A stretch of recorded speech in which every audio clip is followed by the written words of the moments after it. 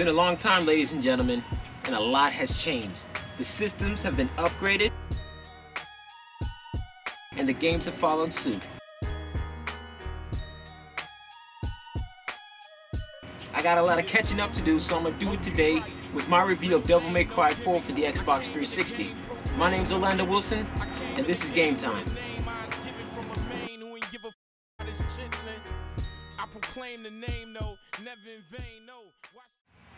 March is shaping up to be an exciting month in gaming. Here are some of the big releases. Starting with the Nintendo Wii, we have Super Smash Bros. Brawl, the third title in the series. Smash Bros. Allows players to throw down with iconic Nintendo characters such as Mario, Link from the Legend of Zelda, and Donkey Kong. The new game includes more than 40 different levels, 35 mascots, including for the first time non-Nintendo characters like Sonic the Hedgehog and Solid Snake. And last but not least, you can take the fight online and play against other gamers worldwide. If you have a Wii, this is definitely a game you'd want to pick up. Also for the Xbox 360 and Wii, there's Bully Scholarship Edition. That's right, Rockstar, the development team behind the blockbuster franchise Grand Theft Auto, have left the guns and blood of Liberty City and are taking you back to school.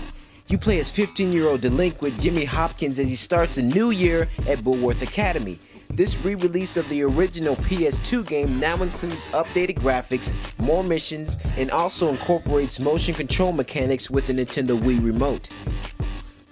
And finally, for the PSP, there's God of War Chains of Olympus. Everyone's favorite god-slaying Spartan is back for his third adventure in 3 years, 4th if you include God of War Betrayal for mobile phones, which I don't.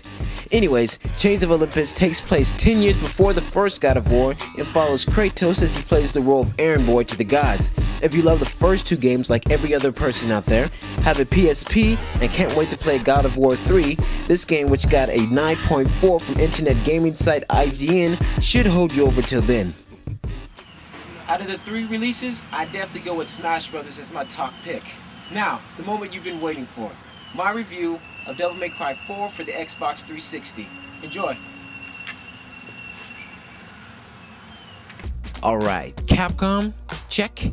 Eerie gothic setting? Check. Intense action cinematic cutscenes and silver hair? Check. This must be a Devil May Cry game, and even though it's the 4th in the series, the setup is pretty simple.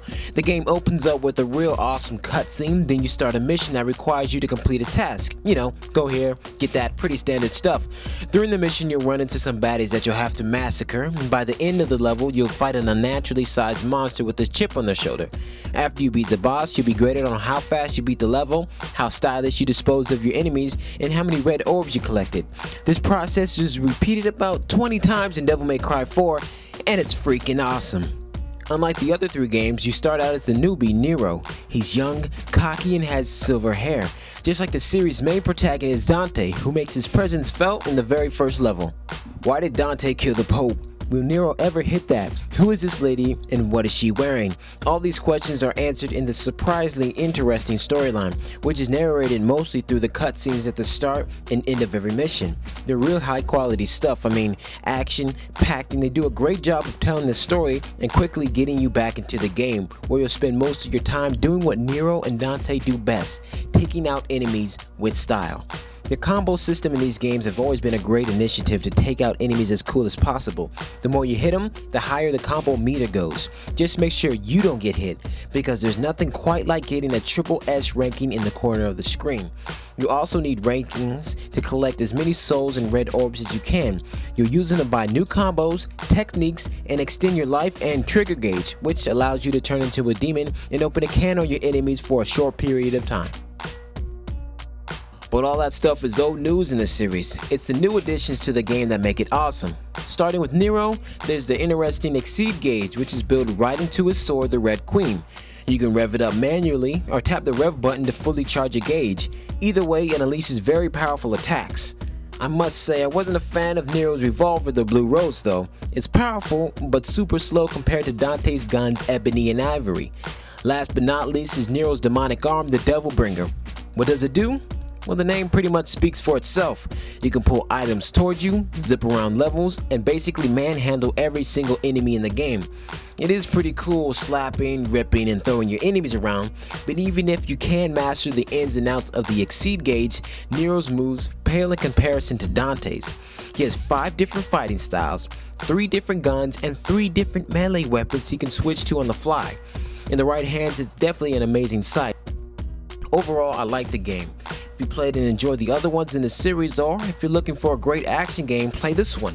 I can't recommend it if you didn't like the earlier games, and if you don't play Devil May Cry because of the difficulty, don't worry, 4 is much easier than 3, so have fun slaying demons.